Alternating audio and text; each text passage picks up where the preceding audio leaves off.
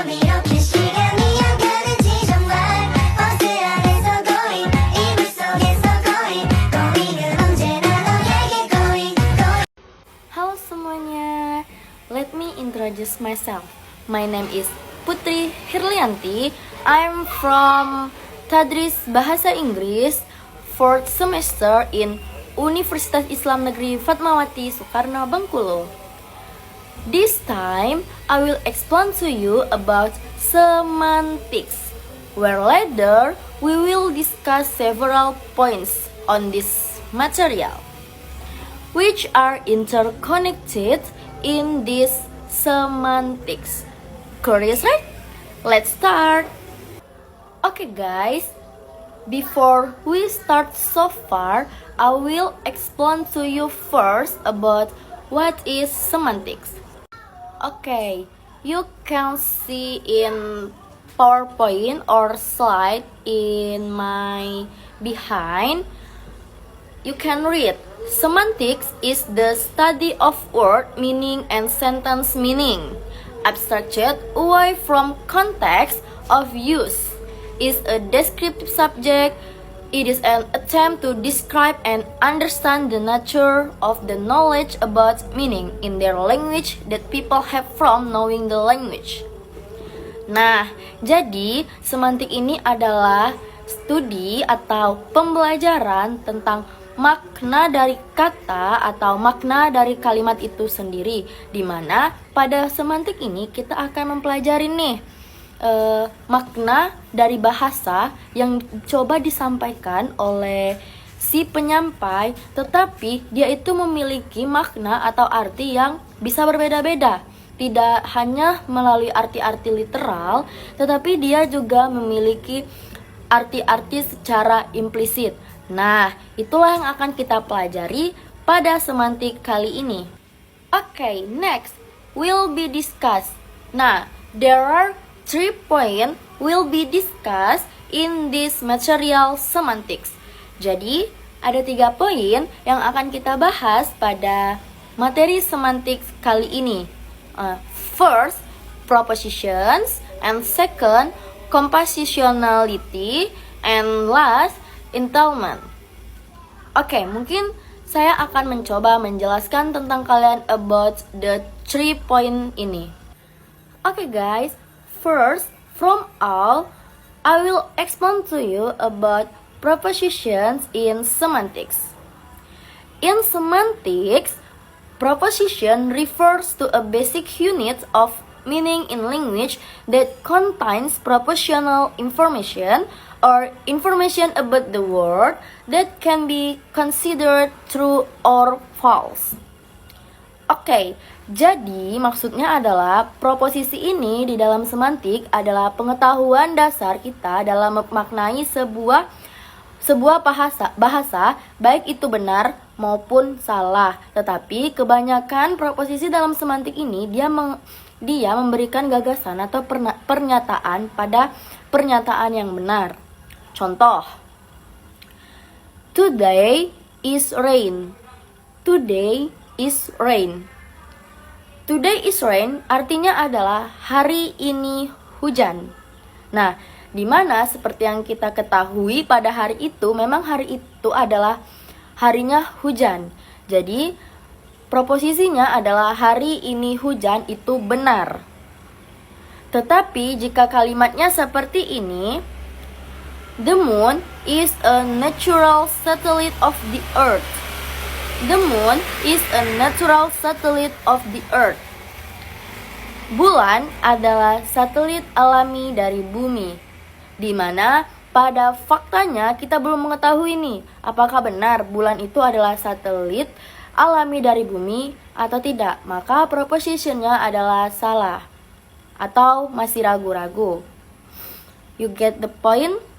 Now, let's look the example of preposition we can look in Patrick Griffith's book.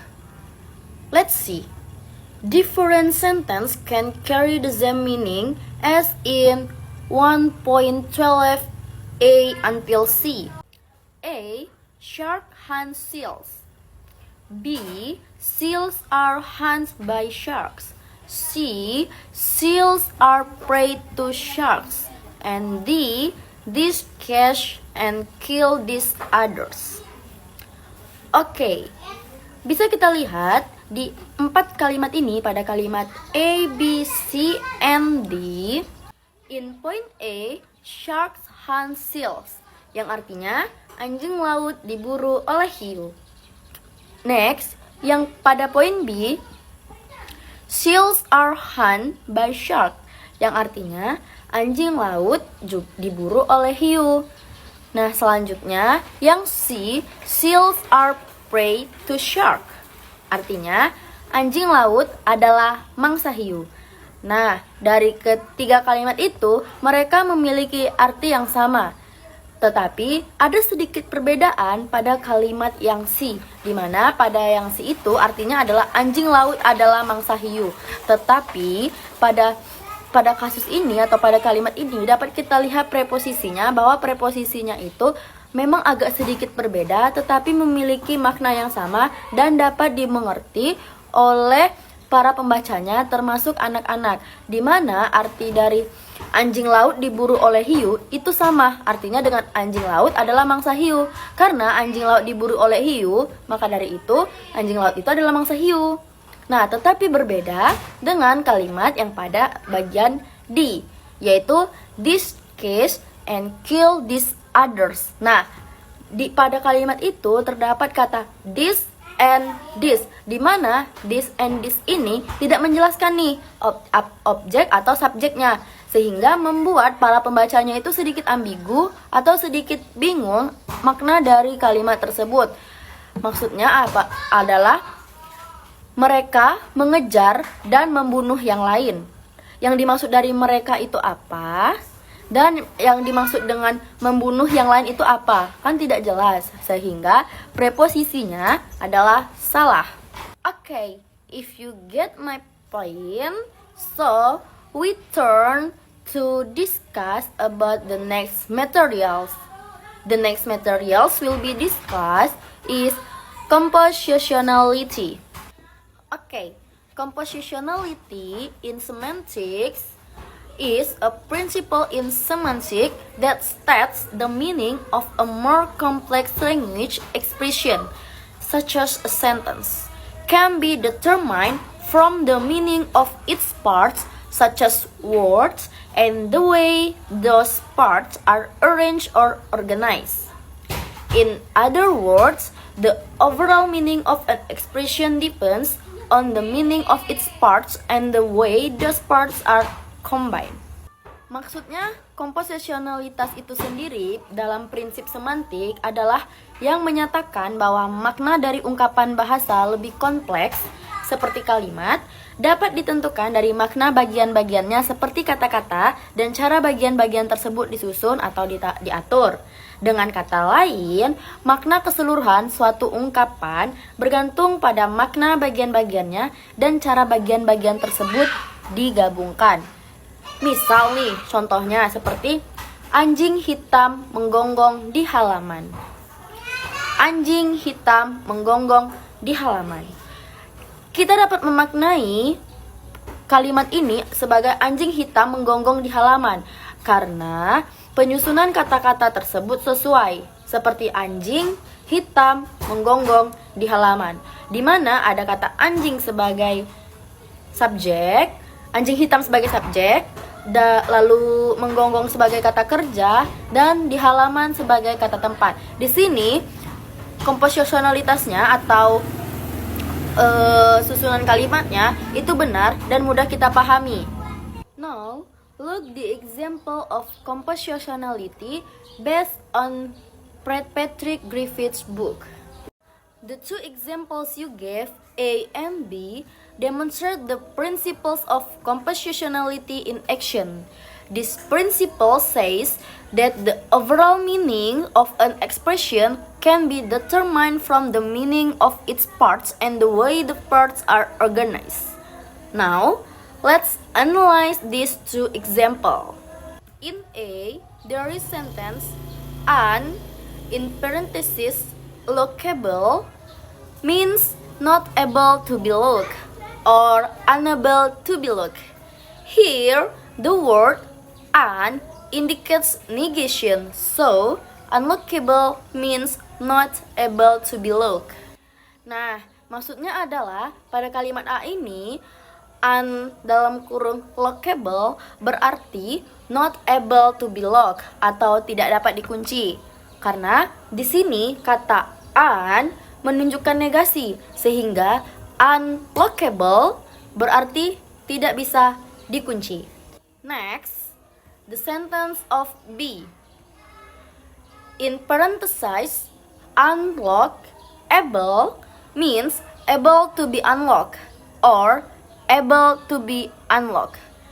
In this case, the prefix "an" indicates deletion or reversal, and lockable means able to be looked. So, the combination of "an" and lockable result in the meaning able to be unlocked. Oke, maksudnya adalah pada kalimat yang B ini yang dalam kurung unlock lalu setelahnya ada able, berarti able to be unlocked atau dapat dibuka kuncinya. Nah, kenapa seperti itu? Karena dalam hal ini prefix "an" menunjukkan penghapusan atau pembalikan dan lockable berarti dapat dikunci. Jadi, gabungan dari "an" dan lockable menghasilkan mana? Able to be unlocked atau dapat dibuka kuncinya. Jadi secara sederhananya itu adalah pada yang kalimat A tadi di mana "an" lalu dalam kurung lockable itu menunjukkan bahwa "an" lalu lockable. Selanjutnya yang B unlockable. Nah, dari situ ketika posisinya sudah berubah seperti itu atau compositionality-nya sudah berubah atau susunan kata-katanya sudah berubah, maka mereka akan memiliki makna yang juga berbeda walaupun kata yang dipakai dalam situ adalah kata yang sama. If you get my point, will we turn the next material, the next discuss about the entailment. In semantics, entailment refers to the relationship between two statements or more, where the truth of one statement ensures the truth of the other. In other words, if one statement entails or requires the truth of another statement, then we say that the first statement entails the second statement. Nah, maksudnya adalah dalam semantics, entailment ini merujuk pada hubungan antara dua pernyataan atau lebih di mana kebenaran atau pernyataan memastikan kebenaran pernyataan lainnya. Dengan kata lain, jika satu pernyataan mengandung atau mewajibkan kebenaran pernyataan lain, maka kita mengatakan bahwa pernyataan pertama mengandung pernyataan kedua. Oke, sebagai contoh, pada pernyataan A itu berbunyi, John memiliki seekor anjing. Lalu pernyataan B, ada seekor hewan peliharaan milik John. You get it?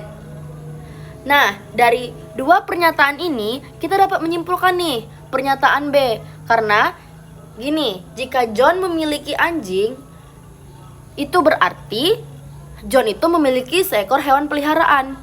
Nah, sehingga yang membuat pernyataan B menjadi benar. Dengan demikian, pernyataan A mengandung entail ke pernyataan B.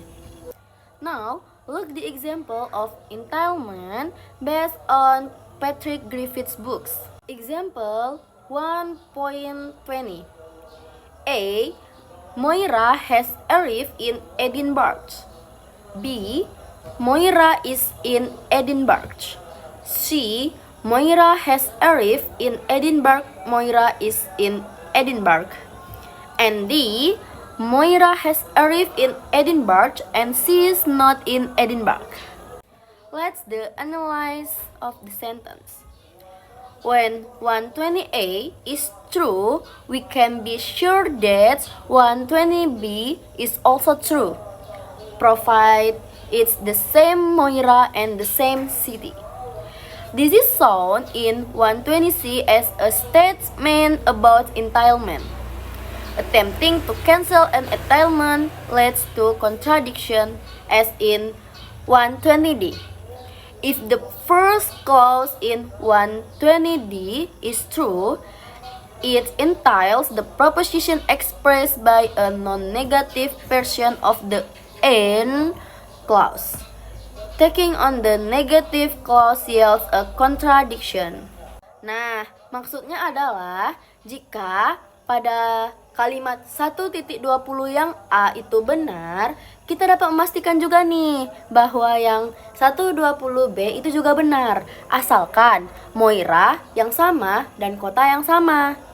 Begitupun juga dengan kalimat yang 1.20C, di mana itu kan artinya Moira telah tiba di Edinburgh, Moira berada di Edinburgh. Maknanya sama seperti makna yang A dan yang B. Tetapi berbeda dengan makna pada kalimat 120D, di mana kalimat tersebut berbunyi Moira telah tiba di Edinburgh dan dia tidak berada di Edinburgh. Maka kalimat ini tidak ada entailment pada kalimat A, B, and C, karena pada A, B, and C itu menyatakan Moira itu tiba di kota yang sama dan berada di kota yang sama. Tetapi pada kalimat yang D itu terdapat kontradiksi, di mana Moiranya memang tiba di Edinburgh, tapi yang menjadi kontradiksi adalah kalimat dia tidak berada di Edinburgh. Maka yang menjadi entailmentnya hanya A, B, and C, tetapi pada kalimat yang D tidak terdapat entailment. You get my point? Okay guys, I think enough. That's all I can explain to you about the semantic. I apologize if there are many mistakes because I'm also still in the learning stage. Thank you for everyone's attention. I really wait for criticism and suggestion from you to improve myself.